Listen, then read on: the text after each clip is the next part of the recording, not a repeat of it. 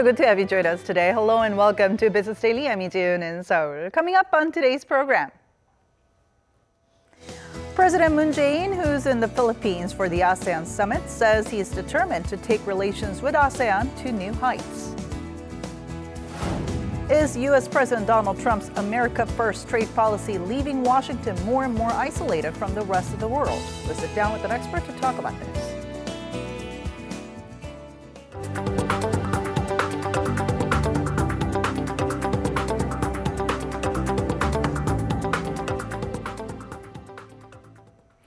President Moon Jae-in expressed his vision for stronger economic integration between ASEAN and South Korea, China, and Japan as he met with all 12 leaders on Tuesday.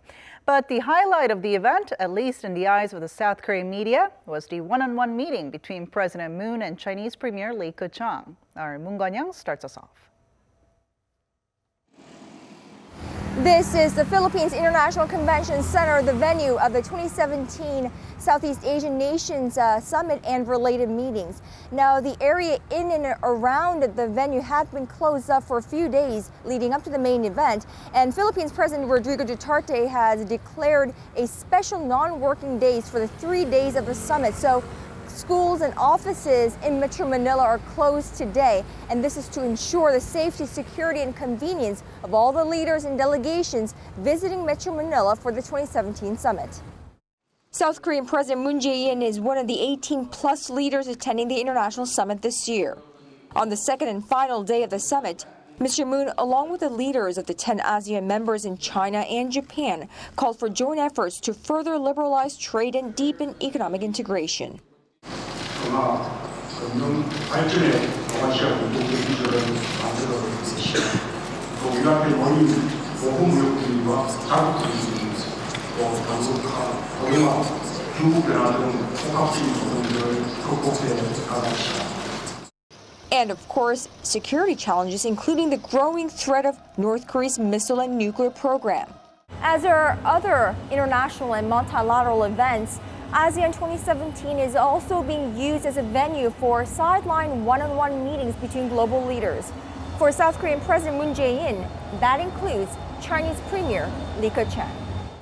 One of the most highly anticipated meetings of Mr. Moon's agenda in Manila, a rendezvous with Premier Li Keqiang, especially coming on the heels of a breakthrough bilateral summit with Chinese President Xi Jinping just a few days ago.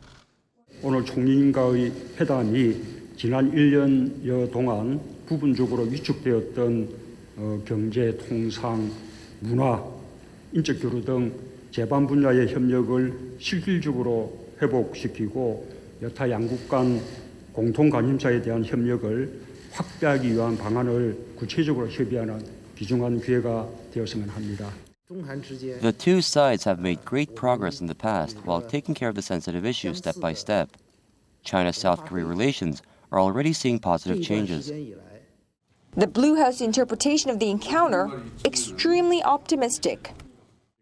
Premier Li Keqiang said although it's inevitable that the two countries run into sensitive issues as the relationship develops further, his forecast of China-South Korea practical cooperation is very bright, and that he was confident about the future of their bilateral ties as the industrial structures are highly complementary. So the agreement has been made and reconfirmed at the highest levels. But experts warn it's way too early to pop the champagne. How soon and to what extent that consensus will translate to visible changes on the practical level remains to be seen, at least until South Korean President Moon Jae-in makes his Beijing visit to face his Chinese counterpart in a couple weeks' time. For Business Daily, Moon Gon-young, Manila, the Philippines. Korea's prime minister says the nation's latest economic figures are promising, but the country is still heavily dependent on external factors. He also called on the need to expand ties with Southeast Asian countries. Our Kim Young-gil has more. Prime Minister Lee Nak-yeon said Tuesday that Korea's stock market jumped by 12%, while market capitalization increased by $195 billion. He cited improved market conditions since the launch of the Moon Jae-in administration in May. Korea has recently had some promising economic figures. Korea accounted for a 3.3% share of the global market, rising to a record high. and is expected to regain its position as the world's sixth largest exporter. However, he did order related ministries to be aware of the continued rise in retail oil prices in Korea due to a hike in global crude oil prices, and he told ministries to prepare for a possible rise in interest rates in the coming months. He added that the government will spare no effort in keeping household debt in check and ensuring any increase in debt does not hamper Korea's economy. Korea's overall debt incurred by households came to over $1 trillion as the end of June this year. Citing President Moon's ongoing trip to Southeast Asia, Prime Minister Lee said the ASEAN market will be a great opportunity for Korean businesses. Southeast Asia is getting the world's attention as an emerging market and is in the vicinity of Korea geographically and culturally. It is time for us to forge close ties with the ASEAN countries, both economically and culturally. He ordered ministries to ensure that ties will bring benefits and prosperity on both sides, with transportation, energy, water management, and information technology likely to have the greatest potential for cooperation. Kim Young-gil, Business Daily. Korea's steel and IT industries are expected to thrive next year, while shipyards, autos, petrochemicals, and construction may continue to struggle. At a seminar hosted by the Korea Economic Research Institute, local analysts said the steel industry will benefit from production cuts in China, which account for half of the world's supply. They also said the ongoing boom in the IT industry, backed by surging chip demand, will continue well into next year. On the other hand, shipbuilders may suffer declining orders. Automobiles could see falls in profitability, while petrochemicals face a supply glut as they head into next year. Korea's big businesses seem to be doing well these days thanks to the boom in the semiconductor sector. But concerns are rising as to what will happen after this temporary spurt dies down. Our Lee Ju-young tells us more. Korea's semiconductor industry has been humming along in an otherwise lackluster overall economy, expected to take up more than 16% of the country's annual exports in 2017, a record high for the industry. Thanks to the surging global demand for chips, firms like Samsung Electronics and SK hynix have both seen significant gains in their operating profits over the first 3 quarters of this year, up over 90% and 431% respectively. According to a study by industry tracker CEO Score on 83 of Korea's top 500 firms, the country's chip-related firms played a big role in boosting their overall bottom line in the first 3 quarters as profits surged over 54%. But exclude them from the calculation, and the rise in operating profit among other firms was only about 6%.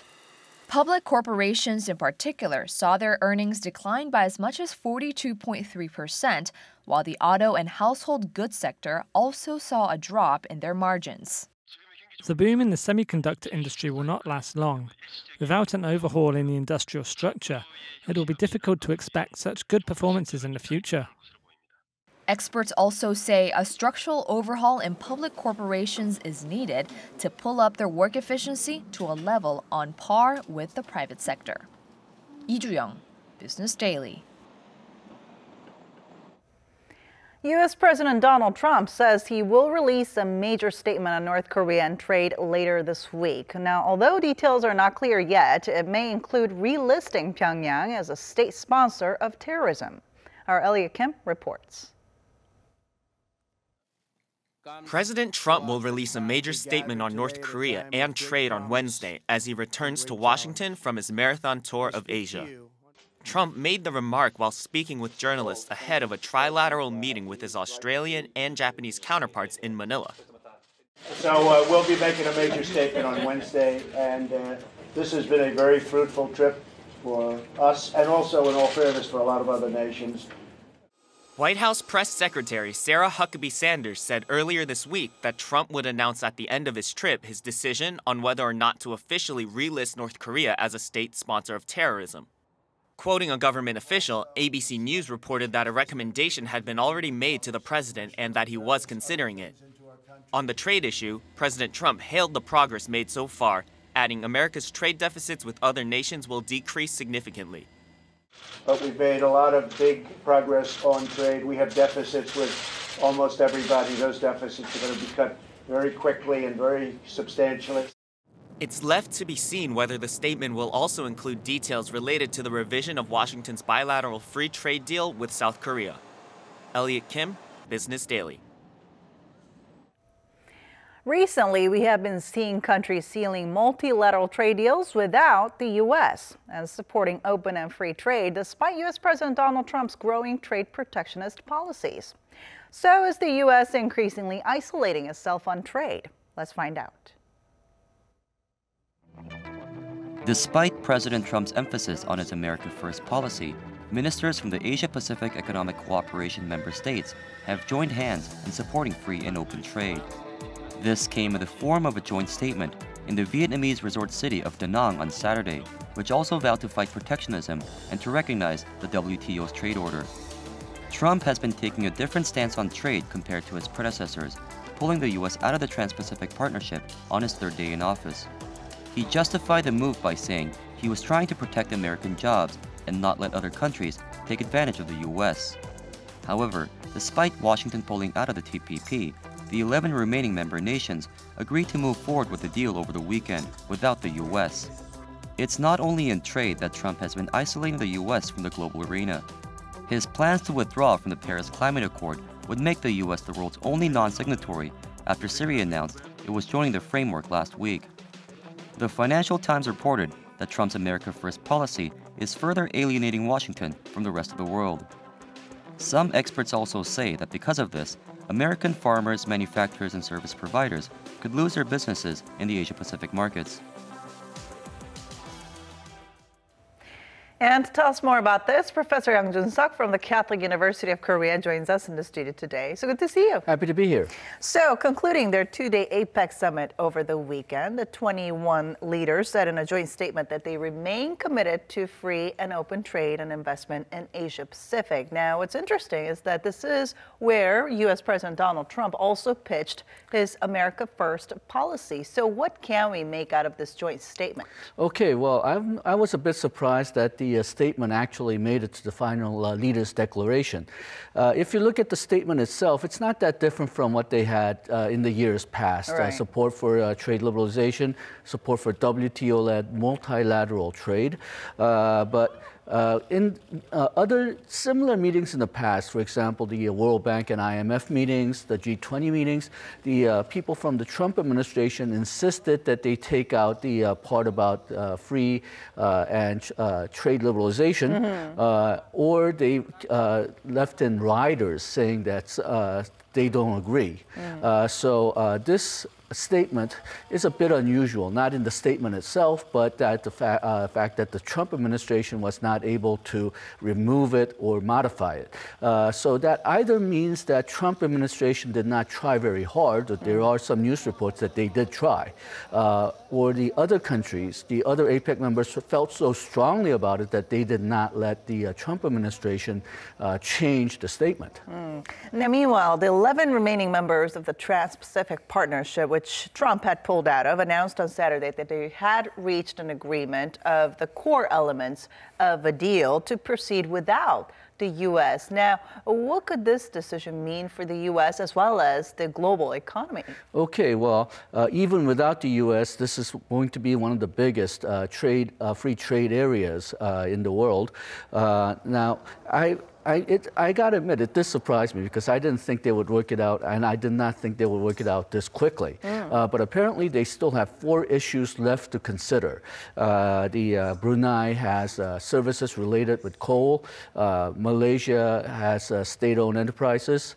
Vietnam has trade dispute settlement when it concerns sanctions.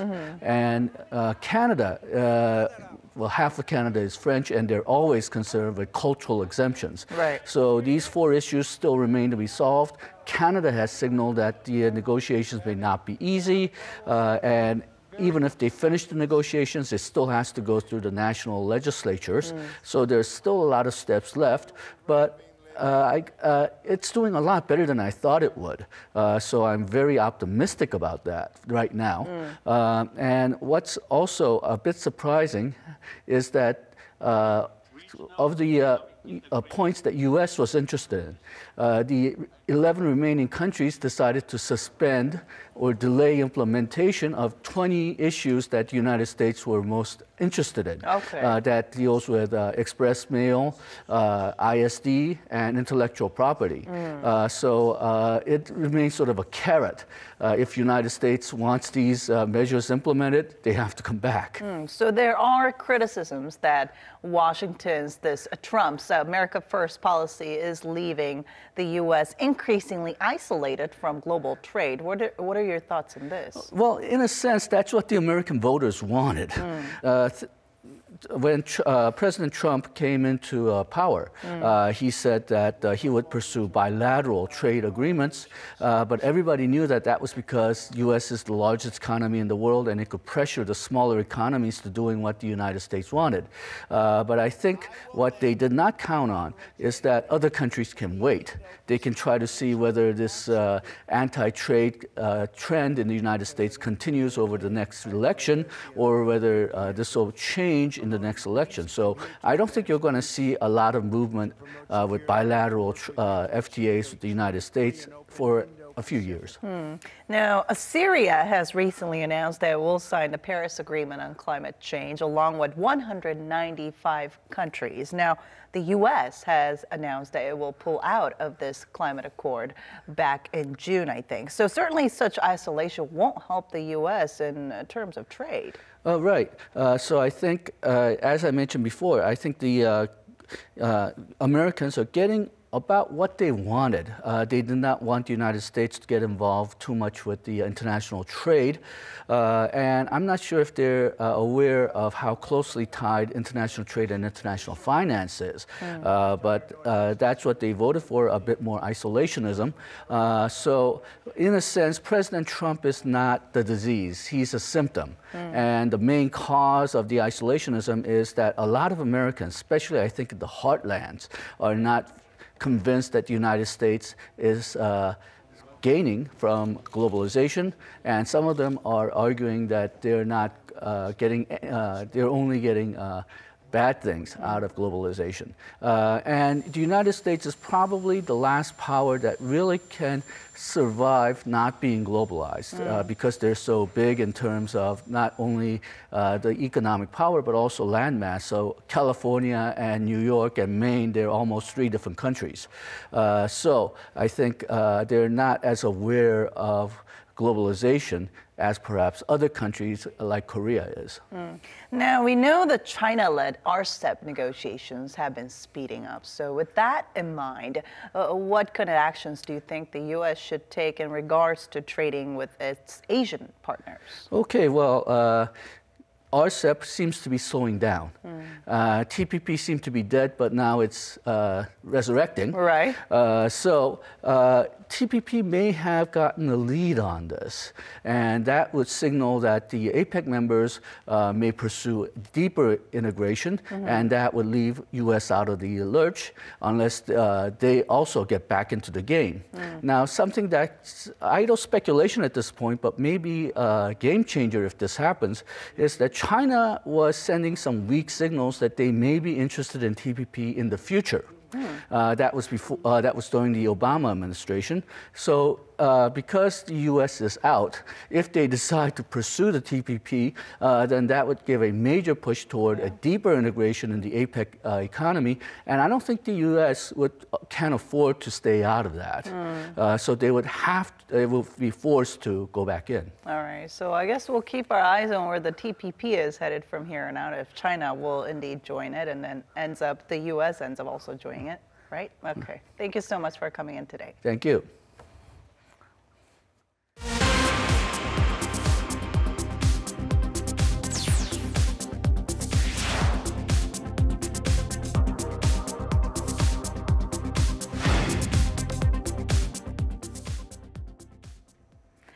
Let's now get a check on how markets fared here in Seoul on this Tuesday. Korea's main stock indexes tracked yesterday's movements, with the tech-heavy Kosdaq grabbing the spotlight once again.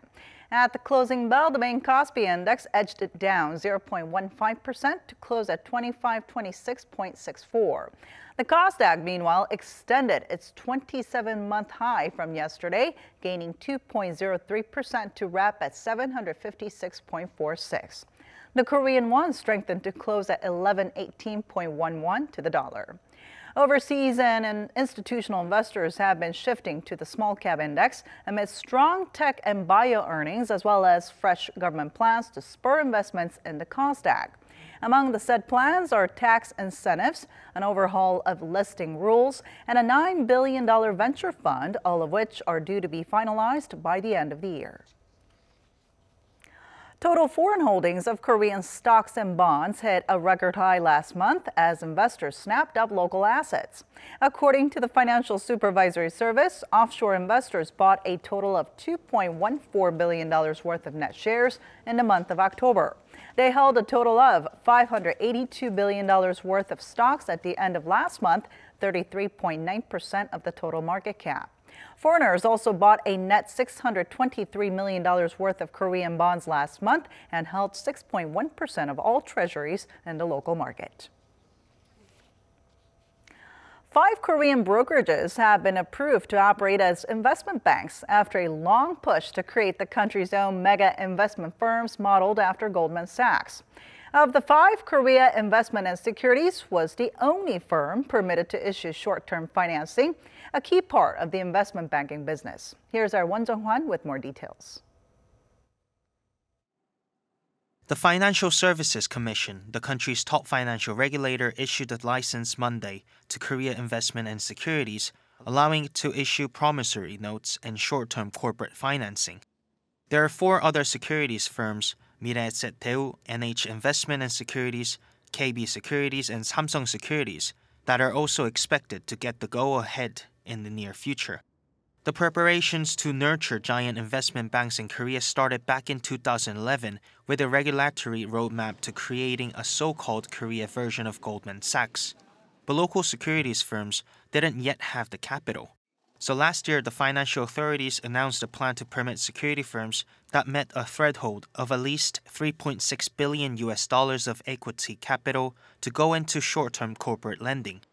Those with $7.2 billion or more will be allowed to launch management accounts for corporate investors.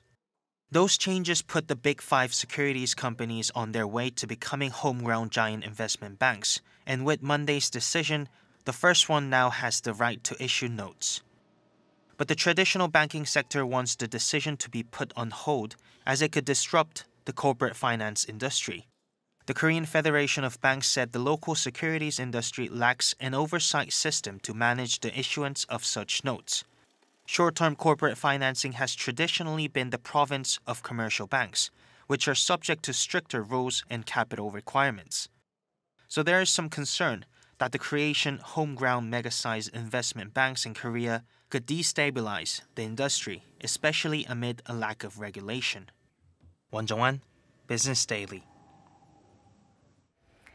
A years-long lawsuit between Korea's top 2 retail giants has come to an end, with Lotte Group emerging victorious.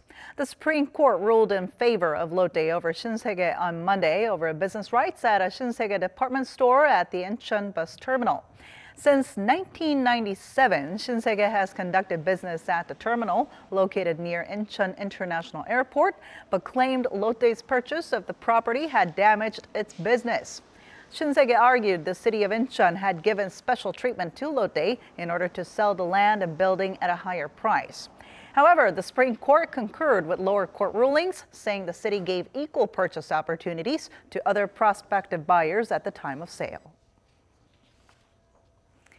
Mobile chipmaker Qualcomm has rejected a $103 billion takeover bid from rival Broadcom. Qualcomm, whose processors go into almost every major smartphone, said the offer significantly undervalued the company. Broadcom said it would seek to engage with Qualcomm's board and management, adding the proposal received a positive feedback from consumers and stockholders.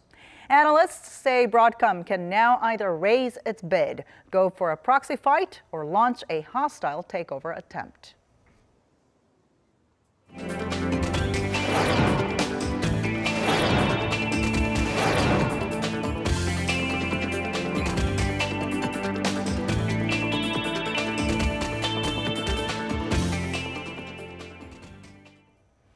And that brings us to the end. Thanks for watching. We'll be back tomorrow with more at the same time, same place for your Business Daily. Until then, goodbye.